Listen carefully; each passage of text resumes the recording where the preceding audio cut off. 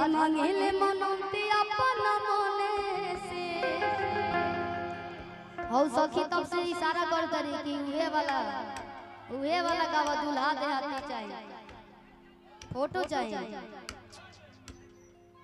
लिया जी गाना गा लेते हैं, आ जाइएगा मंच पर।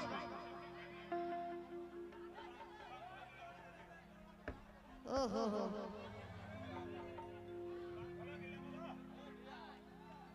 कि करिले तुम्हारे बचपन से आज मांगिले मंगते अपन मने से कि रुपया वाला मोटा हो नहीं बातें चाहिए कि बोले भोजपुरी बोलिया खाते आगे आता आगे आता आगे वाला थोड़ा सा लाइन गा के बताइए आप लोग कि बोले भोजपुरी बोलिया खाते का चाहिए दुल्हा दे याद नहीं ना तो काहे नहीं गा रहे आप लोग कि बोले भोजपुरी बोलिया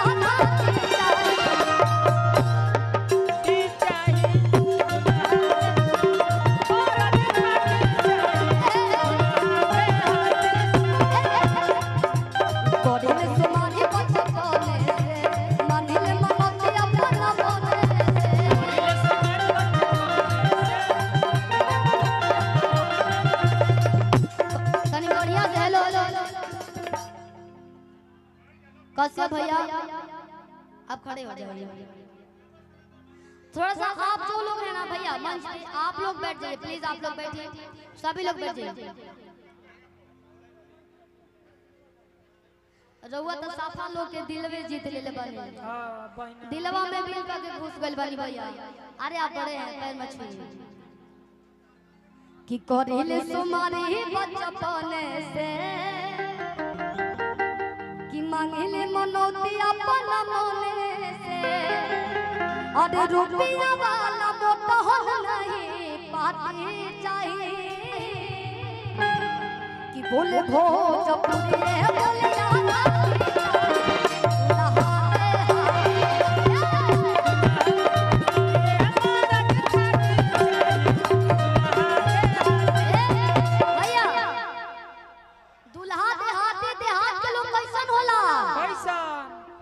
पहचानता हो।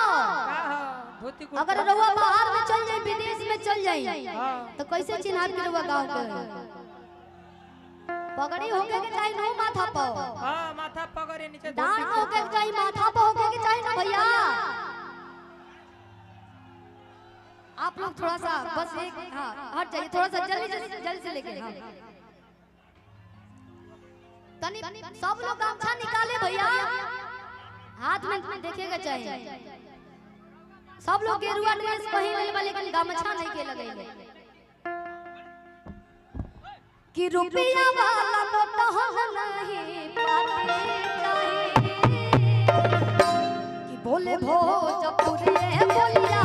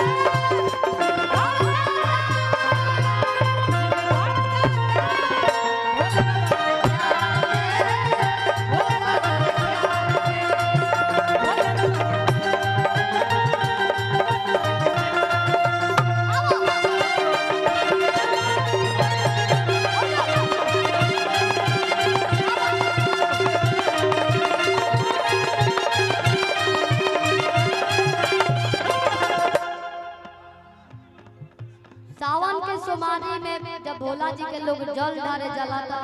एक हो गो इच्छा लेके जाला मन में जाला कहाँ जाए नीचे आ जाइए सब लोग अपना मन में एक हो गो इच्छा लेके इतना कुंवार लड़का जाला कहले ए भोले बाबा हमरा के सुंदर लड़के दियो चाहे लड़की लो जल ढारे जाला तो कहले ए भोले बाबा हमरा के खूब सुंदर गोर लड़का लंबा लड़का दियो तनी हाथा काटा होके दुबर पातर मत दिहना करिया दियो और जब चाची लोग जाला माई लोग जाला तो ऊ का कहला हे भोले बाबा रउआ हमरा खातिर हमरा घर में सब कुछ भर देले बन तनी हमरा पतोहिया के एगो सुंदर बेटा दे दे ताकि हमरो के एक लोटा पानी ले आके पियावे भैया हाला ना करी जा लइके कहती कैसे कैसे कहती है अबे हमारा बाबा हो जाए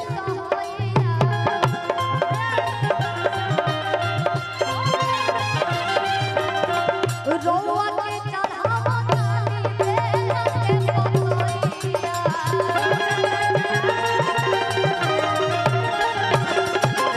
हमारा बाबा हो जाए रोहा के चढ़ावा ताली दे पतोहिया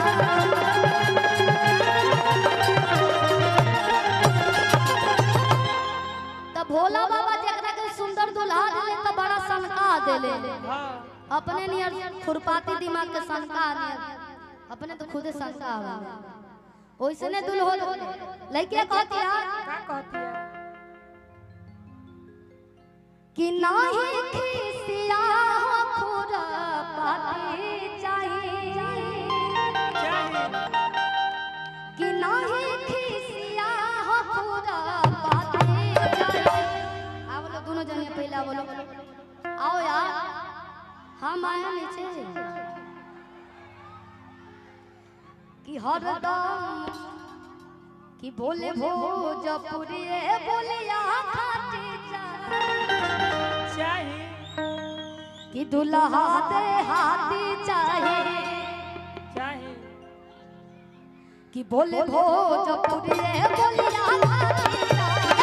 दुल्हा दे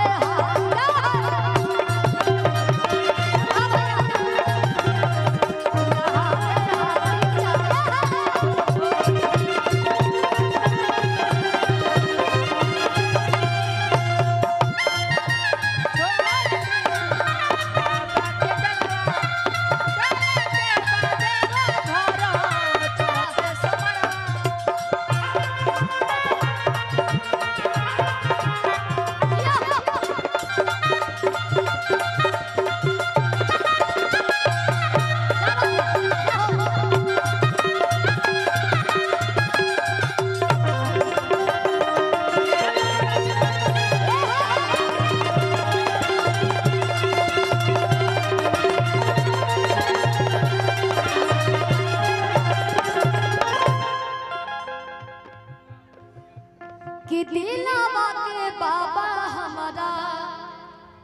कि बुझे सब भक्तिया अरे साफ सुथरा छवि होखे अरे सुंदर हो कर दतिया कि दिलवा के बाबा हमारा साफ सुथरा छवि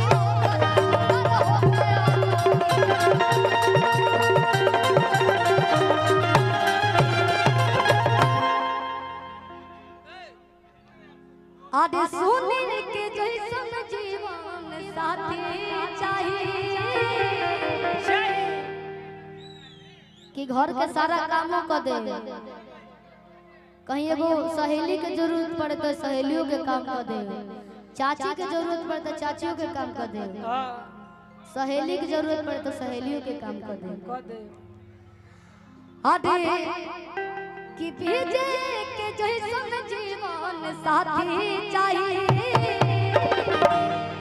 कि बोले भोजपुरी बोले